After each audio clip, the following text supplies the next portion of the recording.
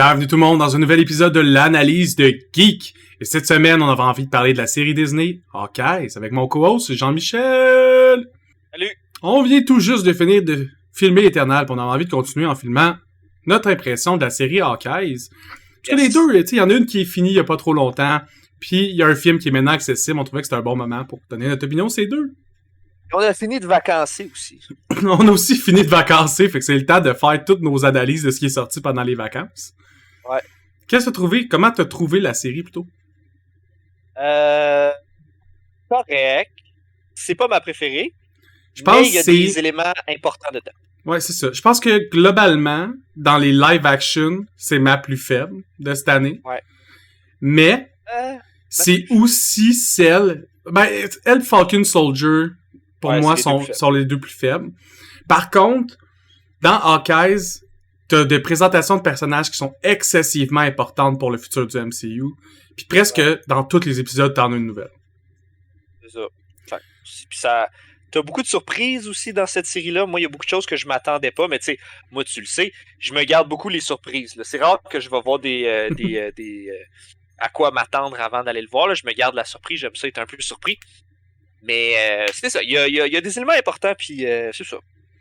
Ah, j'ai trouvé ça cool parce que aussi ça set l'univers Brawler qui avait complètement été enlevé du MCU quand il avait décidé d'enlever tout ce qui était Daredevil et compagnie de Netflix. Ouais. On a un peu perdu le lore des Brawlers.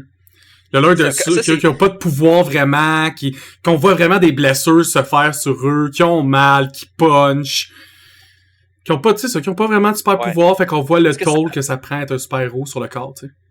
Ouais, ça avait bien commencé avec Daredevil. La première saison de Daredevil était juste insane. Les deux autres après, ils étaient corrects, là, avec Frank Castle pis tout, c'était quand même pas pire que le Punisher.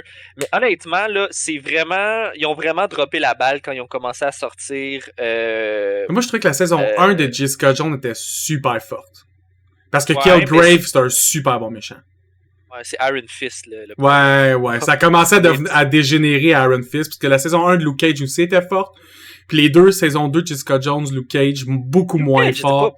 Pas très elle était cool. Moi, je la trouvais le fun. Mais la saison 2... Ouais, c'est ça. Ça pourrait être mieux fait. Puis c'est pour ça qu'ils ont décidé de tirer la plug. Ils vont ramener ce qui ont marché. Ils vont laisser des affaires dans le placard. Ouais. Puis... C'est juste assez fucked up pour que, au lieu d'avoir un film d'Iron Fist, on ait un film de Shang-Chi. C'est un peu ça le problème. Ouais. Mais regarde, c'est pas grave parce qu'il y avait tellement pas de stock qui avait été fait avec Shang-Chi qu'ils ont réussi à créer quelque chose de nouveau qui fait beaucoup de sens. Fait je suis pas fâché à ce niveau-là. Je trouve ça même le fun. Mais ils ont quand même décalissé Iron Fist. Puis c'est ça qui est plate un peu. Mais regarde, c'est pas grave. Fait que Hawkeye a servi de porte d'entrée au MCU. Ça sent comme une série qui a deux vibes principales. Il y en a un, c'est un show Christmas, c'est à propos de Noël, du vibe de Noël. Il y a beaucoup de chansons de Noël pendant la série. Ça se veut une série que tu pourrais réécouter comme à chaque Noël, un peu. Comme on réécoute des films classiques de Noël. Ouais. C'est ça qu'ils ont essayé de faire. Moi, c'est ça que j'ai ressenti comme ambiance. Puis l'autre ambiance, c'est que cette série-là sert à nous présenter beaucoup de monde qui vont être importants dans le futur, mais pas vraiment à raconter une histoire. Parce que l'histoire en tant que telle aurait pu être résoudre en moins de 6 épisodes. Facilement. Puis c'est une histoire qui est comme... C'est pas une grosse histoire dans le sens que t'enlèves cette histoire-là dans le MCU, ça change à peu près rien. C'est pas, c'est pas de shit, là. C'est vraiment, à la limite, il n'y aurait pas eu d'histoire, puis ça aurait été correct aussi, là. Tu sais, c'est pas la fin du monde. C'est pour ça que je dis que c'était plus là pour nous présenter du monde, ou nous représenter du monde. Ouais. Fait que ça commence, l'épisode 1 s'appelle Never Meet Your Heroes, et dure 50 minutes. Déjà, c'était quand même long, parce que la majorité des séries Marvel, ils essaient de faire 40 minutes, autour de 40 minutes du moins. Fait que 50 minutes, c'était quand même assez long. On nous présente pour la première fois Kate Bishop, jouée par Hailee Steinfeld. Et quelle actrice de fou. Moi, je l'adore dans son rôle de Kate Bishop. Puis elle a joué plein d'affaires incroyables dans les dernières années. C'est Spider-Gwen dans le Spider-Verse. C'est elle qui le voice act. C'est elle qui voice act Vi dans le nouveau show Arcane de League of Legends. Ouais. Elle joue Kate Bishop dans le MCU comme superstar montante, là. Elle jouait aussi dans Pitch Perfect 2 et 3 pour ceux qui la connaissent d'il y a plus longtemps. Tu sais, comment elle joue Kate Bishop, je la trouve vraiment le A+ parfait parce que elle représente bien l'humaine tryhard Comme classique un peu animé, comme un peu moins forte, mais qui a un gros potentiel, qui a pas de super pouvoir tant que ça pour la backer, mais qui sait se rely sur une team pis sur la collaboration. Pis en fait, une crise de bonnes leaders. Puis je pense qu'un élément qui est très présent dans cette série-là, c'est il parle beaucoup des limitations des gens qui ont pas de super pouvoir. Comment que c'est des brawlers, la limitation qu'ils ont par rapport à ce qu'ils ont. Puis t'as deux personnages qui représentent plus, pas nécessairement qui représentent le contraire de la limitation, qui est plus comme le potentiel. Comme Kate Bishop représente beaucoup plus le potentiel, comme que Hawkeye représente la limitation. Ouais. Il est vieux, il est handicapé maintenant, il a besoin d'un genre de truc pour entendre parce qu'il a mangé 1 million de shots, puis genre il est tout décalissé. Tandis que Kate Bishop représente un peu le potentiel. Elle est encore jeune, elle est encore frais puis dispo, puis ça va bien. On nous montre aussi rapidement que c'est une prodige. Pis ça, j'ai trouvé ça nice parce que ça va faciliter certains moves qu'elle va faire dans le MCU. Je sais qu'il y a du monde qui vont pas avoir vu Hawkeye, qui vont faire comme comment ça, c'est une humaine t'es capable de faire ça. Mais ça a été set-up dans le show qu'elle apprend beaucoup plus vite qu'un humain normal. Comme son rythme d'apprentissage est super élevé, là. Hawkeye, il monte un trick de lancer un coin dans un des épisodes, que moi, ça me prendrait facilement des mois à réussir, pis elle l'a en comme 2 heures. Il y a des humains qui ont pas des super pouvoirs, mais ils ont comme c'est des prodiges, tu sais. Ouais. C'est ça, tu sais. Les autres, ils accumulent l'XP plus vite que les autres. Ils ont un boost d'XP parce que ils sont importants dans l'histoire, tu sais. T'es important à la narrative, plus 500% d'XP à chaque fois que tu tues un mob. Les autres, ils vont acheter du Mountain Dew, ils débouchent la capsule, puis ils rentrent le code de boost d'XP dans Call of Duty pour genre avoir du boost d'XP. C'est ça qu'ils font. Ce que je trouvais cool, la première scène de tout Hawkeye se passe en 2012, qui est une année super importante dans l'univers du MCU. C'est l'année du premier Avengers. C'est ce qui a rendu beaucoup de nous geeks à cet univers-là, ou du moins que nous a aidé ceux qui étaient avant geeks à cet univers-là à être plus normal. Maintenant, c'était normal d'aimer le MCU. Fait qu'on voyait jeune Kate Bishop qui assiste à l'attaque des Chitauri dirigée par Loki. C'est juste cool de voir une autre perspective à cette attaque-là. C'est une attaque qui a marqué l'imaginaire puis l'univers cinématographique. Cool petit clin d'œil. C'est une date importante parce que c'est la première fois qu'il y a eu une attaque massive alien sur la planète Terre. Oui puis non, là, mais à ce moment-là... c'est connu, c'est clair, c'est médias dessus. Puis... ils reviennent toujours à cette date-là, tu sais, quand dans Infinity... pas dans Infinity Wars, mais dans Endgame, ils reviennent à cette date-là. 2012 est important dans le contexte de cet univers-là. Puis, en même temps, ce qui est le fun, c'est que Kate Bishop, elle vient de parents qui sont riches puis fortunés, donc ils sont dans un penthouse sur un building. Fait au fur et à mesure que l'action du début se passe, tranquillement pas vite, tu vois que la ville elle commence à se faire attaquer, juste comme, tu sais, il y a des vaisseaux qui passent dans les fenêtres, puis il y a vraiment, ils ont fait un beau travail de CGI là-dessus, là. Ça split le building shake, puis des trous d'aimer, puis tout. Ils ont fait vraiment un bel job. Ça, c'était. Puis rapidement dans cette scène-là, en plus, on voit le comportement que Kate Bishop va avoir dans le futur. Ils font un bon pont qu'elle montre qu'elle est téméraire. Elle aime s'infiltrer dans des endroits. Puis elle aime écouter des conversations qu'elle est pas censée écouter. C'est des choses qui vont venir constamment dans la série. Puis son setup dès le début, quand elle est jeune, dans son attitude de jeune personne. T'sais. Ça, je trouvais ça cool. On voit aussi qu'à l'enterrement de son père, parce que dans l'attaque des Chitauri, son père meurt, c'est un de ses traumatismes qui fait qu'elle veut devenir un super-héros, parce qu'elle a vu son père mourir dans cette attaque-là, mais elle a aussi vu Hawkeye, pas de pouvoir, faire des moves de ninja badass dans ce pitchy de building pis tout, en tuant du monde. Pis t'es comme, moi, je veux devenir exactement comme lui. Ouais. En même temps, c'est tough à regarder Hulk pis dire, je veux devenir comme lui. Tu peux essayer, mais c'est tough. Faut que t'es à l'université longtemps, tu sais.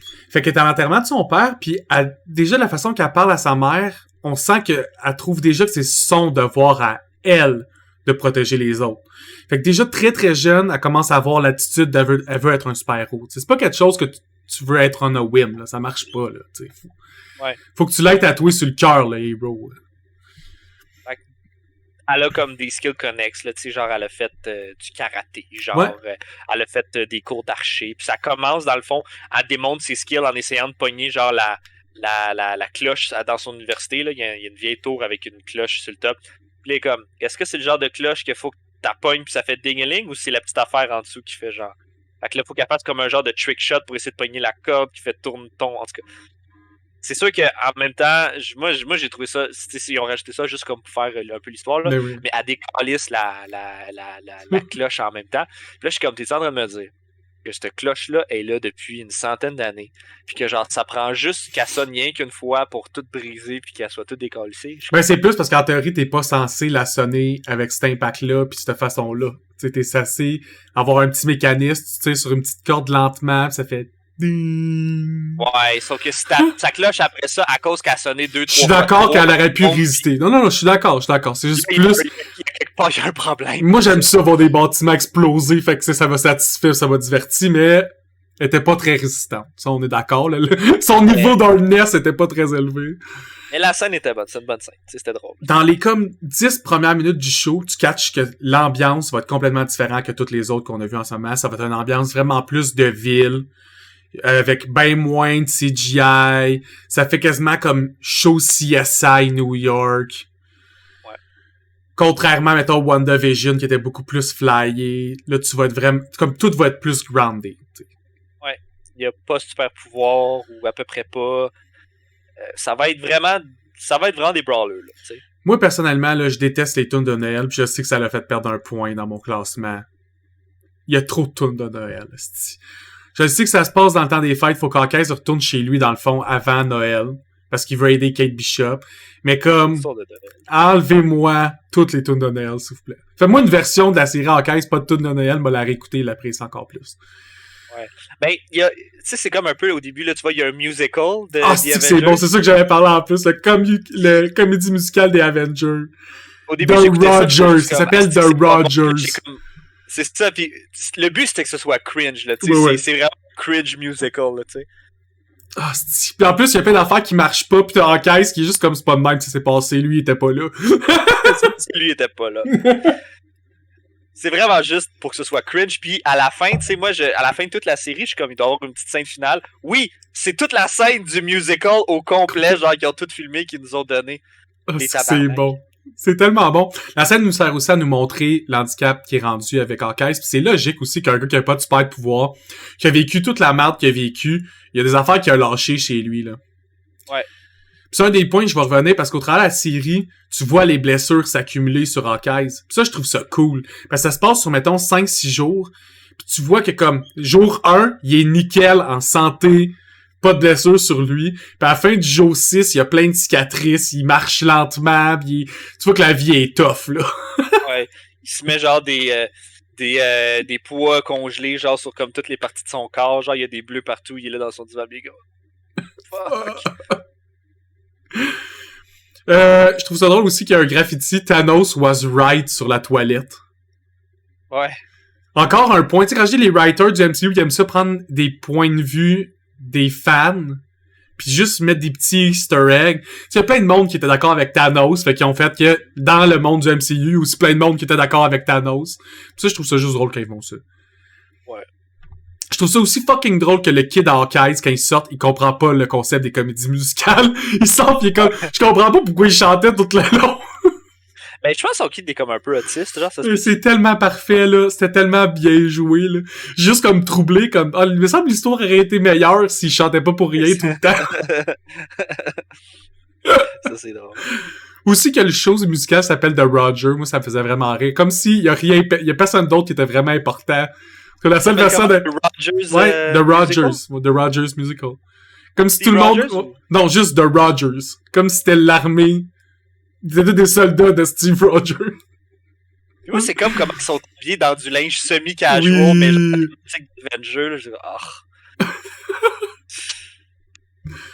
anyway. Ok.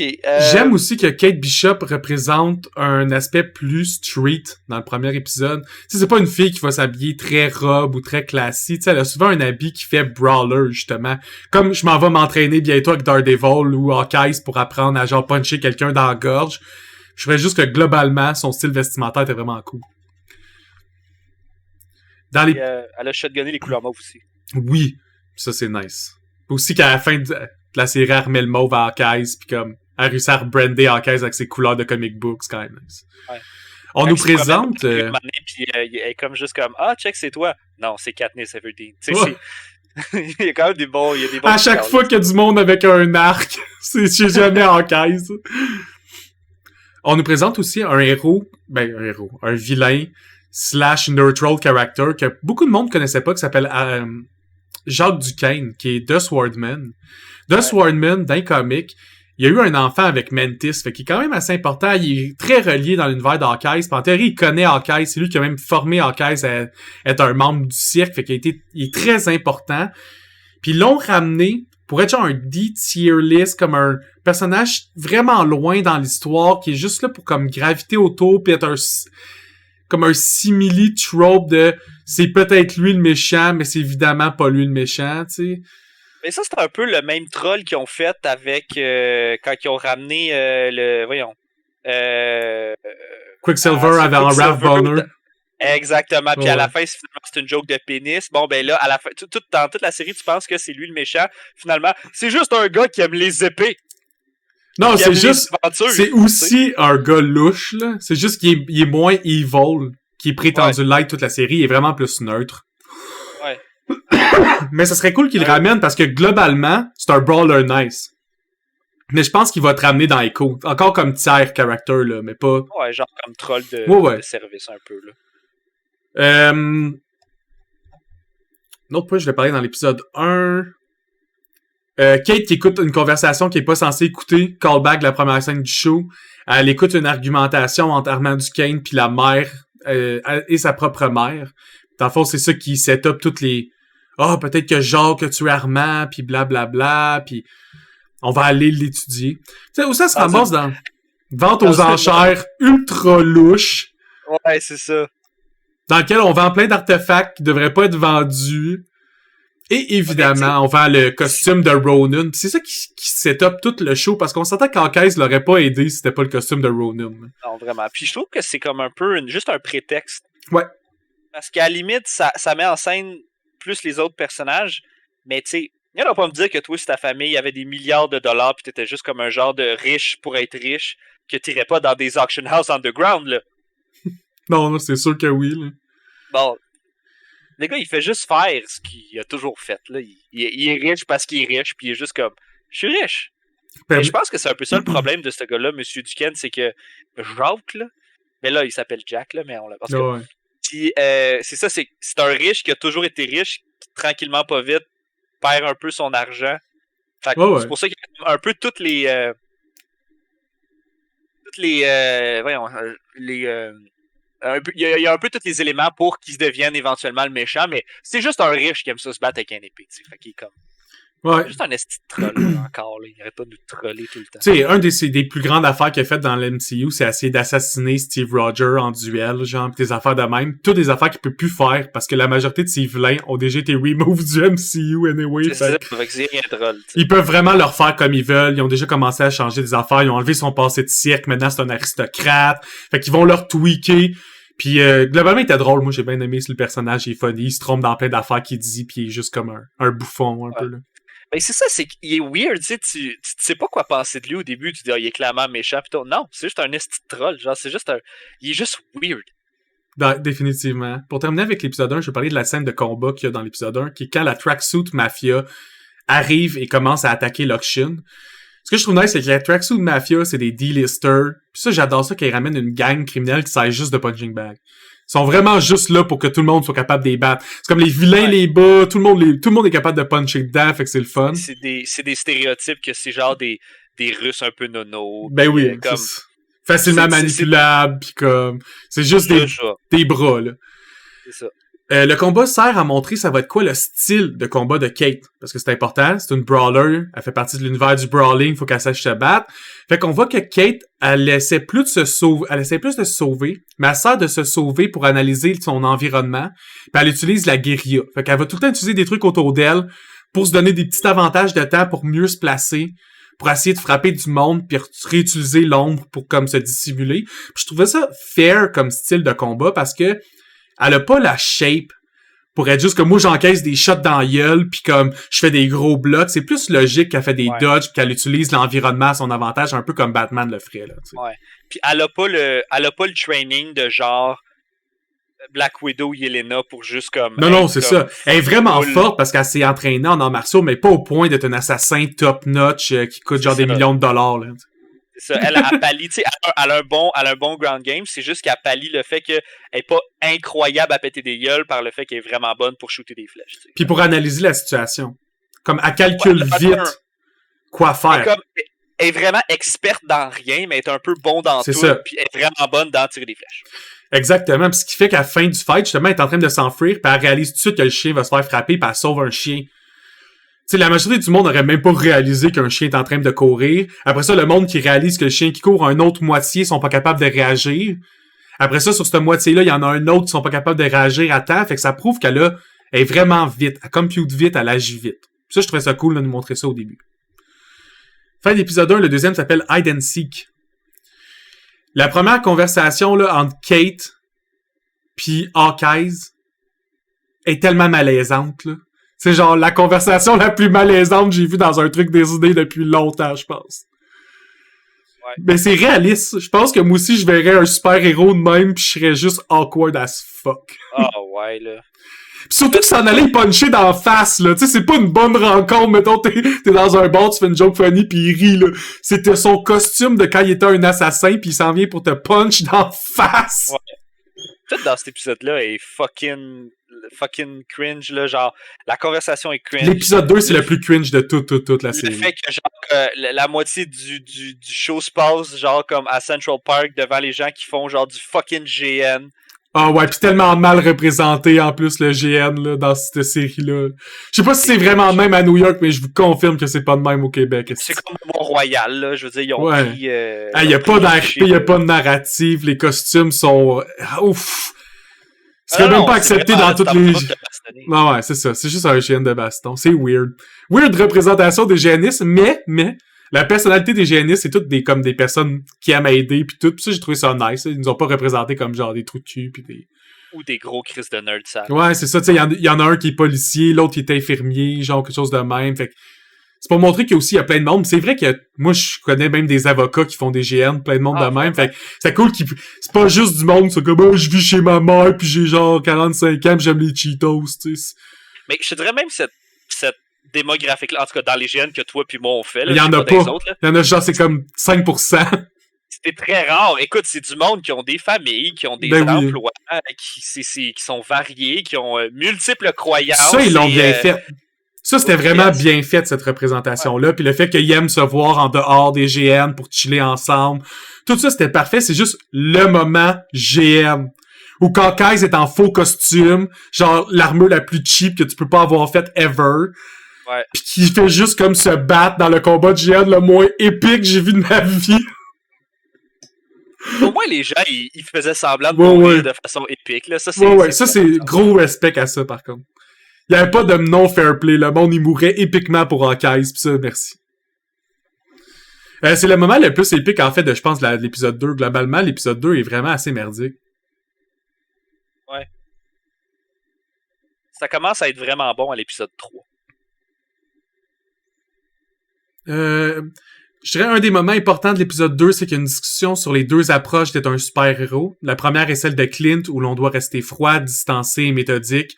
Kate, elle, prône plus la version moderne d'être un super-héros, donc d'avoir plus son cœur sur les bras, d'être plus ouvert, transparent, connecté à ses émotions, puis que la transparence doit être là dans le plus de sphères possible. Je trouvais ça cool parce que quand ils ont commencé à faire les films de super-héros puis des BD de super-héros, ça représente une ancienne mentalité, puis souvent des idéaux que nous, on n'a pas vraiment ou on représente pas vraiment. Puis les nouveaux héros, la nouvelle arc, va plus être link avec nous, va plus représenter une forme d'idéologie qu'on a envie de défendre, parce qu'il y a beaucoup de choses qui est très macho, vieux dude dans soixantaine, qui est peut-être moins accurate de nos jours. Puis j'ai l'impression que Kate représente ce changement-là, c'est aussi une des raisons pourquoi elle va être une leader, elle a des idéologies claires, elle veut les défendre, etc. Mais tu sais, c'est un peu aussi le Clint, son parcours aussi, c'est pas un super-héros Clint, c'est un agent du SHIELD qui chill. Qui a pas le choix. Non, c'est un agent du SHIELD qui a pas eu le choix d'être dans Avenger. C'est ça, fait il y a comme il y a une autre vision sur ce que c'est, puis lui, sa vie, elle a pas été tout le temps cool, là, c'est pas cool ce qu'il a fait, là, dans sa vie, là, il a vu du monde mourir à gauche puis à droite, puis tu du monde blessé, puis des décisions de mal qui ont été prises. Tu sais, je veux dire, c'est pas la même game de quelqu'un qui décide finalement qu'il est un super-héros, qui prend un arc, puis que soudainement est mêlé dans une affaire qui a pas d'allure. Là. Elle a pas eu le temps de voir toute la merde que Clint a vue aussi. Là, tu sais. Non, définitivement pas. Ils ont pas la même vie, puis ils ont pas le même futur non plus. Tu sais, Clint, là, dans juste ce qu'on l'a vu dans Marvel, là, il a vu du monde mourir. Il a été mind control. Il a été mind control, genre, 1 ou 2 fois. En tout cas, assez pour te fucker. Il a fait des choses horribles, il a tué des gens, puis fini. Tu sais, ils sont pas dans le même game, là, mais pas pantoute, là, tu sais. Non, mais c'est ça qui est cool aussi, parce que c'est ça la réalité. Hawkeye aussi, il représente la réalité de ceux qui ont vécu, mettons, la guerre du Vietnam ou la Deuxième Guerre mondiale, alors que Kate représente une héroïne qui aurait vécu à notre époque, qui a pas vécu ces guerres-là. Ouais. Leur mentalité sera définitivement pas la même. Il y a 3 autres scènes, je pense, qui est importante dans l'épisode 2. Il y a un duel entre Jack et Kate, un duel de fencing sword, dans lequel Kate se rend compte rapidement, parce qu'elle est quand même bonne en fencing, que Jack est juste en train de la troller, il fait exprès pour perdre, puis elle se fâche, puis elle vient juste pour stabber dans la face, puis Jack pull out un bloc fucking précis, trop nice, comme légendaire bloc au pied, pis là tout le monde fait ok, c'est définitivement le Swordman maintenant, il y a aucun doute que c'est lui. Puis évidemment Kate pense donc que c'est lui le méchant maintenant, puisque qui d'autre s'est manié une calice de Sword? Baron Zemo. Ouais, en ce moment on sait pas s'il est encore en prison ou si c'est pendant Falcon and the Winter Soldier, c'est comme pas clair la timeline sur ça. La deuxième scène, c'est quand Clint se fait volontairement capturer par la Tracksuit Mafia. Est-ce que je trouvais ça drôle, genre comment il donne des conseils, il est comme gars, je vais au travail le sac. C'est comme ils sont tellement pourris comme ils sont obligés de donner des conseils. Tu vois qu'il est là puis il est comme oh my god, j'ai tué tellement de mafias à travers le monde, puis genre je suis pogné avec ces estis tapons là, tu sais.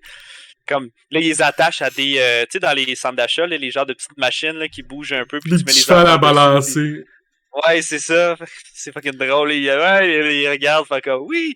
Puis il y a un gars qui est là, puis il est en train de se chicaner avec sa blonde, puis là, Kate, elle dit, je vais te donner des trucs, puis tout. Puis il y a des jokes de Imagine Dragon. C'est bon, tu sais, c'est. Moi, j'adore toutes les conversations que Kate a là. Elle me fait rire en tabarnak. Après ça, t'as la dernière scène d'épisode 2, c'est le révèle d'Echo. Qu'Echo va dans la série. Ça finit sur un plan d'elle, dans le fond, que t'apprends que c'est elle comme la leader de cette division-là des Tracksuit Mafia. Quelques informations sur Echo parce que j'en ai. Echo s'appelle Maya Lopez. Elle sera la méchante dans la première partie de la série Hawkeye, mais elle va avoir sa série à elle dans laquelle elle va être un peu plus une héroïne, mais une anti-héroïne. Après moi, elle va jouer un rôle un peu plus gris, un peu comme les films Deadpool, tu sais. Je trouvais ça vraiment bien comment ils ont apporté autant son handicap, sa vie, ses backgrounds du passé. À la limite, là, la série est autant à propos de Kate Bishop que d'Echo. Ouais, vraiment. Fait que super bon setup pour sa prochaine série. Comme moi, j'ai hâte de l'écouter. J'ai fini Hawkeye, puis dans les affaires que j'avais le plus hâte, c'est revoir Yelena Belova, puis revoir Echo. J'aime aussi qu'on voit Echo. J'aime parce que j'écoute Echo aussi dans ses handicaps, puis il manque une jambe. Et aussi qu'Echo, c'est une mutante. C'est nice parce que c'est comme techniquement la deuxième mutante qu'on voit dans l'univers du MCU. Mais son pouvoir de mutant, c'est d'apprendre les choses un peu comme Taskmaster, vraiment vite, ça les voit. Fait que quand elle a commencé à faire des arts martiaux, même s'il lui manque une jambe, elle torchait tout le monde. Parce qu'elle apprend les moves vraiment, vraiment vite. Fait que ça fait d'elle une brawler cool à regarder. Ouais, puis elle les voit venir aussi, tu sais, c'est ça que nous autres, on les voit pas toujours, mais elle est capable de mieux les compute puis les voir venir. Fait qu'elle est capable de réagir. Mm-hmm. Je pense qu'on va voir un peu son POV plus souvent dans la série d'Echo, puis ça va être intéressant. Il va y avoir plus de silence qu'une série normale. Parce qu'elle parle pas, fait qu'à chaque fois que les personnages vont venir y parler, elle répond pas. Ah, j'ai hâte, ça. Je pense que ça va être vraiment bon. Fait que c'est ça. S'il l'amène d'une bonne façon, ça peut être intéressant. Aussi, on sait que Echo a fait partie de l'univers de Daredevil. Elle a été introduite dans l'univers de Daredevil. C'est un peu une assassin. Elle se met des marques d'en face. C'est une Shadow Fighter. Là, tu ramènes Kingpin, Echo, Daredevil, tout le monde. Elle a sa place là. Toutes les scènes de combat qu'elle a sont cool. Puis on voit qu'elle a sa place. Elle a fait du 1 contre 1 contre Hawkeye, puis sont souvent égales là, dans leur combat. Là. Même, je te dirais qu'il y a eu de la misère. Ouais, je te dirais que la règle, c'est si Hawkeye n'a pas son arc dans ses mains, il se fait péter à la gueule. Mais s'il peut faire ses moves avec son arc, il y a un tout petit edge. Ouais. En date, c'est ça que la série nous montre. Fait qu'elle est vraiment forte. Le fighting style à Maya montre aussi qu'elle a plus d'expérience que Kate Bishop. C'est comme Maya, ça fait longtemps qu'elle se bat pour sa vie, là. Pas juste comme je me bats dans des compétitions d'arts martiaux pour m'entraîner, là. Ouais, vraiment plus brawlers que Kate. Ouais. L'épisode 3. Je veux pas en parler longtemps parce que le plus important de l'épisode 3, c'est juste toute la série de la scène de fight en char qui dure comme 20 minutes. Ouais. C'est 20 minutes où les deux font juste utiliser des Trick Arrow, pis qu'on voit plein d'autres Trick Arrow qu'on avait soit pas vu ou un comeback de Trick Arrow qu'on avait aimé. C'est juste ça qui fait Hawkeye, fait que c'était cool. C'est comme l'épisode clin d'œil Hawkeye, ou qui montre aussi à Kate Bishop comment un peu les utiliser. Pis qu'on voit aussi que, parce qu'il est sourd toute cette fight-là, pis je trouve ça drôle comme la communication qu'il y a, même s'ils se comprennent pas. Pis que ça marche, même si c'est semi-dysfonctionnel, comme ils ont juste une énergie qui match super bien ensemble. Au point où, tu sais, à la fin de ce combat-là, ils sont dans le métro. Pis Kate est comme... Ah, shit, le chien, tu sais, on l'a pas fait marcher toute la journée. Puis là, Hawkeye se retourne, puis comme, t'as raison, t'es vraiment la meilleure archère. Puis là, elle le regarde comme full émue. Puis tout de suite après, il dit, il va falloir promener le chien, on l'a pas marché toute la journée, tu sais. Comme les deux sont un peu sur le même... Écoutez, comme il entend rien, tu sais. Puis les deux sont un peu sur le même niveau en qu'est-ce qu'il faut faire. Mais ils ont pas la même façon de le faire, mais ils ont les mêmes ambitions ou la même idéologie de protection ou de comme... Ouais. J'ai vraiment aimé leur comme relation, bon là. Ouais. C'était vraiment bien, leur mentoring, puis tout était tellement on point. Épisode numéro 4. On apprend que Jacques Duquesne est le CEO d'une compagnie affiliée au Tracksuit Mafia. Dans le fond, ce serait lui, le grand financier derrière Echo. Tout ça, on s'en calisse parce que dans le fond, on apprend que non, c'est juste comme sa mère qui payait la Tracksuit Mafia, puis qu'elle s'est dit « Hey, m'a me débarrasser de Jacques parce que ma fille a des doutes sur lui, c'est un bon move, après ça, elle va me laisser tranquille. » Point final. Fait que le seul moment vraiment important de l'épisode 4, c'est un super fight où c'est deux personnes contre Echo. En fait, c'est Hawkeye contre Yelena pendant que Maya se bat contre Kate. Puis à la fin, les quatre sont sur le même rooftop. Ça devient un simili 2 contre 2. Ouais. Et c'est Yelena qui gagne le King of the Hill. Ah oui. Dans ce fight-là, c'est elle qui gagne le fight. Même si elle doit se pousse à la fin, là. Elle a quand même gagné le fight. Yelena. Juste super bon fight. Globalement, la seule affaire d'épisode 4, c'est ça, c'est ce fight-là, il est ben trop insane. Puis il faut qu'il récupère la Rolex, là. Il y a comme oui, c'est ça. Qui se donne avec la Rolex. On sait pas c'est quoi. On sait pas c'est quoi, on sait juste que c'est important pour Hawkeye, c'est qu'il veut la récupérer, puis que ce Rolex-là, c'est Maya qui l'a, pour l'instant. Ouais. Fait que c'est extrêmement problématique. Épisode numéro 5. Mais pour moi, c'est le meilleur épisode de tous les épisodes, parce que ça commence avec Kate Bishop qui a une conversation avec Yelena. Pis c'est genre la meilleure conversation de toute la série. Attends. Pitch-moi une bouteille. Hi! Pourquoi est-ce que Yelena elle a comme le pouvoir, là, l'actrice qui fait Yelena, c'est qui? C'est Florence Pugh. Ouais. Elle a comme le don, genre, de comme quand... C'est juste le personnage le plus aimable que t'as jamais vu ta carrière de vie.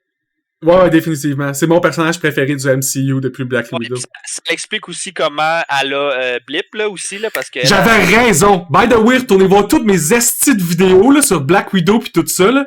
Quand on parle d'Endgame, je dis mot pour mot que si elle est pas là, c'est parce qu'elle a été Blip à cause de la relation qu'elle avait dans Black Widow. Et voilà, la série Hawkeye me donne raison. Dans le futur, merci Alex du passé, I'm so good at this shit. Mais on la voit à Blip. Fait qu'elle a fini une mission. Dans le fond, elle, on sait qu'après Black Widow, elle est allée sauver d'autres Widows. Fait qu'elle essaie de sauver une Widow parce qu'elle se rend compte que cette Widow-là était pas programmée. Elle était juste en train de vivre la grosse vie de mercenaire sale, de riche et célèbre. Pis comme... tuer du monde, genre, pour être payé à tuer du monde. Il est comme, no problème, tu sais, je vais juste aller faire un tour aux toilettes. Pac, à Blip, elle revient. 5 ans plus tard. Une chance, la maison est encore à sa friend, esti. Ça aurait été frette, hein? C'est sûr qu'elle l'aurait tué si c'était un nobody, là. Fait que, grosse affaire, elle revient, elle retrouve pas sa sœur, elle apprend que sa sœur est morte.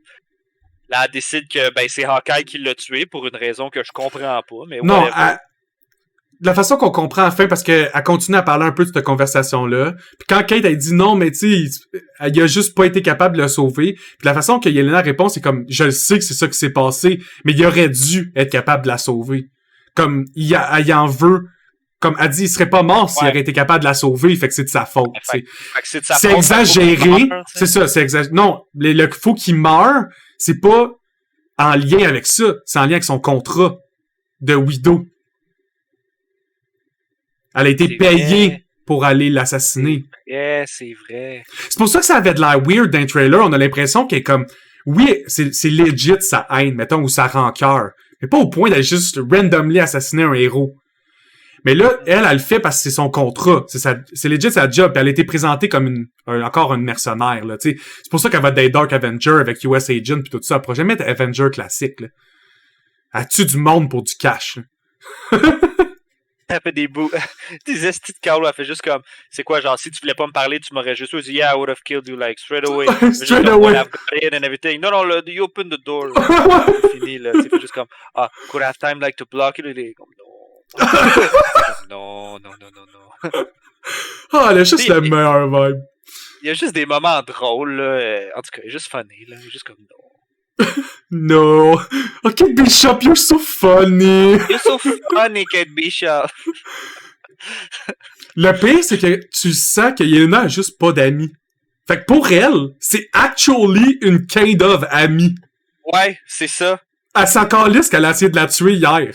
C'est vraiment pas important pour Yelena. Elle est cool avec ça, juste comme, whatever. Je suis pas en habit en ce moment, je suis pas en contrat, là. Je suis juste venu te voir. Calme-toi, là. Je suis venu faire du craft dinner dans lequel je mets de la sriracha dedans. C'est ça, tu sais. Je pense que c'est dans le dernier épisode, je sais pas, mais tu sais, à un moment donné, ils sont dans un building, puis ils se battent, puis ils se dans l'ascenseur. C'est quelque chose par la fenêtre, puis ils pitchent comme un genre de bowl-up, puis là, ça fait comme, that really hurt! Là, comme, fudge! J'ai bien aimé aussi la scène de l'ascenseur. Comme, ils sont juste de même. Là, elle essaie de peser sur un bouton. Non, c'est pas sur rien, toi, Calis. Là, oh, que c'est bon, ça. You're so annoying. You're so annoying. Like, come on. Ah non, elle est vraiment OP. Aussi, dans l'épisode 5, il y a une scène que j'ai particulièrement aimée parce que c'est rare dans le MCU. C'est Hawkeye qui fait une scène comme s'il était Batman. Il invite la tracksuit mafia dans un lieu. Puis là, tu le vois pas. Puis tu vois juste du monde se faire décalisser par quelque chose dans l'ombre. Puis ça, là, j'avais l'impression, soudainement, je regardais un film de Batman. C'est exactement comme ça que Batman se bat. Et c'est ça, là, où tu sais, comme quand que le gars qui est avec Maya, il est dans le char, puis là, il pop-up dans le char, puis là, il fait juste comme il dit, comme telle affaire. Puis là, il est juste comme... Il check, il dit, cherches-tu ton gun? Fuck, puis cherches-tu ton couteau? Tu sais, comme c'est ma job, genre. Comme je vais pas te laisser de weapon dans le char, là. Comme je suis pas un noob, là, tu sais. J'aime aussi qu'il dit, si t'es là, j'aurai pas le choix de te cogner la prochaine fois. Puis là, il est là avec son sniper, pis c'est le premier qui take down. J'ai comme, non, s'il te plaît! Bang!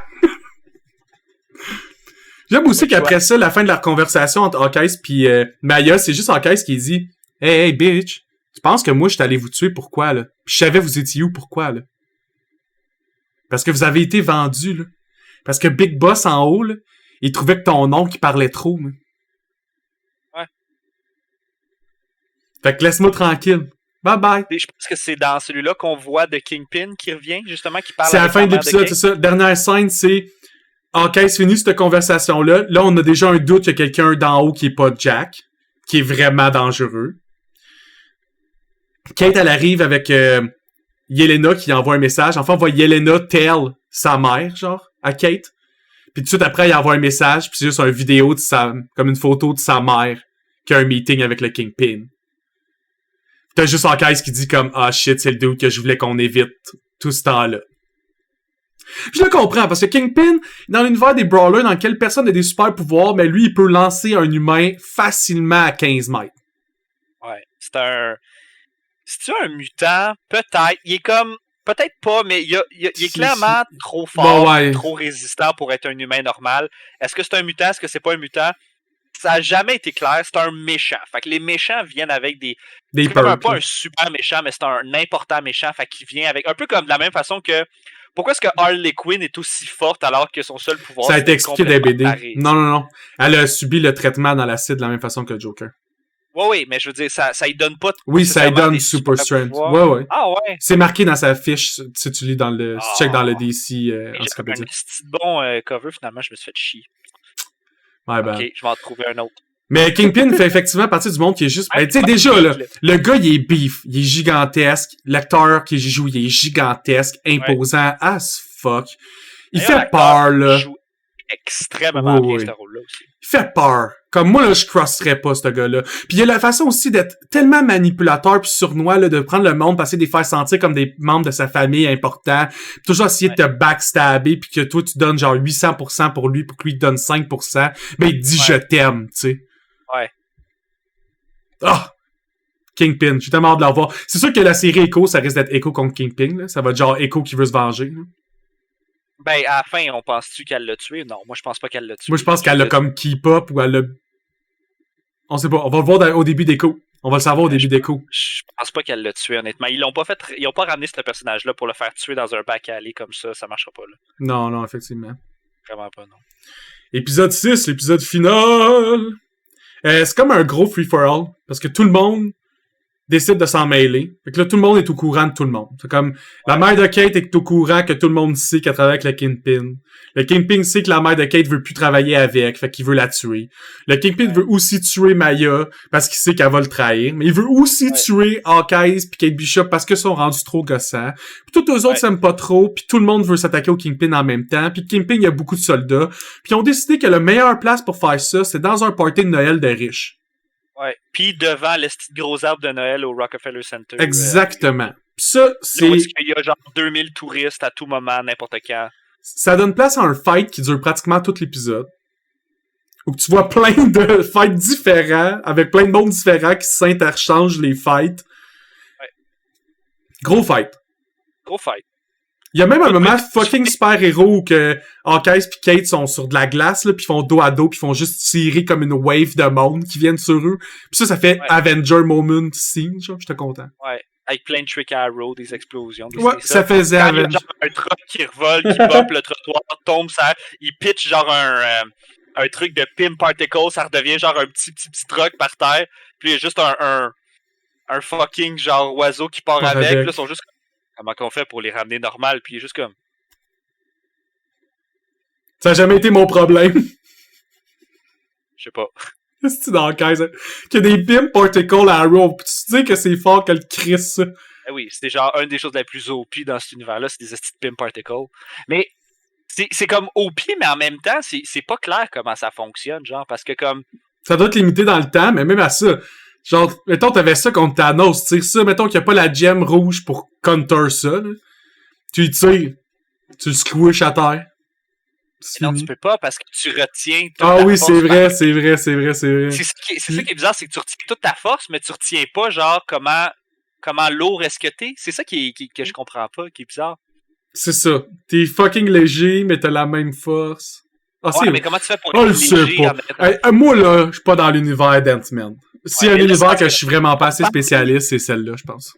Bon, ouais, c'est ça. Mais en tout cas, tu sais, quand je dis que DC est meilleur pour faire sa technologie parce qu'il l'explique moins, comme ça, t'as pas besoin de te poser de questions parce qu'on le sait pas, mais que dans Marvel, il faut qu'il l'explique vraiment bien, parce que sinon, ça donne des affaires de même de science qu'on est juste comme, attends, c'est parce que la force, c'est comme genre la masse puis la vitesse, genre, tu sais, comme, mais si t'as pas de masse, mais t'as la vitesse, mais comment tu fais pour avoir la force, puis tu sais, ça... En tout cas, mais trop y penser, ça tue un peu. Ça gâche le fun. Ça gâche le fun. C'est vrai que je gâche pas mal le fun. Faut pas trop y penser, puis juste apprécier le fait qu'un camion est devenu un jouet, puis qu'il y a un oiseau qui est parti avec. C'est ça. Parce que tu peux pas voir ça à la télé d'habitude. Ces gens-là sont clairement petits pour le restant de leur vie. Là. Moi, je pense que ça dure comme une couple d'heures, puis à un moment donné, l'oiseau, il va juste comme... Ses pattes vont arracher parce que soudainement, le truck va redevenir un truck. C'est encore plus dangereux, ça? Oui, il y a juste un truck qui va tomber à quelque part, à un moment donné. Et je suis pas sûr que c'est comme ça que ça va marcher. En plus de tuer les occupants du camion, ils vont tuer les choses sur lesquelles ça va tomber.